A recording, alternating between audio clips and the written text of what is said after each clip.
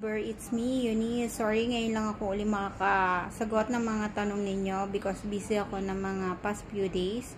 Nag-duty ako ng 48 hours. So, then, morning shift ako ngayon. So, nandito ako sa office. Today is Wednesday. So, sasagot tayo uli ng tanong. Kahit home base ka po, may ka-shift ka din? Yes, meron po ako. 12 hours lang ang work ko. Then, susunod yung ka-shifting ko na.